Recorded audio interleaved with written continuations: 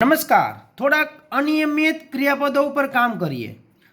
હવે ગુજરાતીથી ઇંગ્લિશ તરફ જઈએ તો પહેલું છે બોલવું. બોલવુંનું થાય ટુ સ્પીક, SPEAK. એનું મૂળ રૂપ પણ એ જ આવે. ટુને હટાવી દો એટલે જે સ્પેલિંગ છે એ જ સ્પેલિંગ લઈ લો. જો ભૂતકાળ કરો છો તો SP વચ્ચે લખી નાખો O અને KE. સ્પોક કરો. ત્રીજું રૂપ લખો છો તો સ્પોકના સ્પેલિંગમાં એન લગાડી દો તો બનશે શું? Speak, spoke, spoken. Second is તોડવું. તોડવું એટલે ટુ બ્રેક.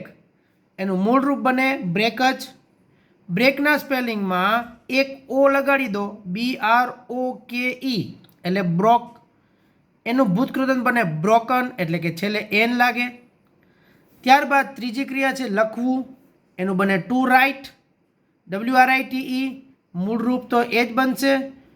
ભૂતકાળના રૂપમાં O લગાડી દો, બનશે શું? WROTE. રિટર્નના સ્પેલિંગ માટે આ સ્પેલિંગને પકડો, WRIT ડબલ કરી નાખો એટલે ડબલ T અને છેલ્લે E સાથે N. ચલો ચોથું સ્પેલિંગ ચલાવવું માટે ટુ ડ્રાઈવ યાદ રાખો.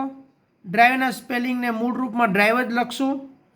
ભૂતકાળ કરવું હોય તો O લગાડી દો અને ભૂતકૃદન કરવું હોય તો DRIVE તો છે જ, એમાં N લગાડી નાખો એટલે આ સ્પેલિંગને લઈ લો અહીંયા N સાથે. પાંચમી ક્રિયા છે ફૂંક મારવી, જેનું મૂળ સ્પેલિંગ બને ટુ બ્લો. એનું મૂળ રૂપ બને BLOW બ્લો. આ બ્લોના સ્પેલિંગમાં ઓને બનાવી નાખો E એટલે બની ગયું બ્લુ અને એ જ સ્પેલિંગના અંદર એટલે કે આ સ્પેલિંગમાં લગાડી દો N એટલે બની જશે બ્લોન. સ્પેલિંગ પાકા કરવા માટે સમજજો અને સ્ક્રીનશોટ જોતો હોય તો માગી લેજો. Thank you. Have a nice time. જય હિન્દ.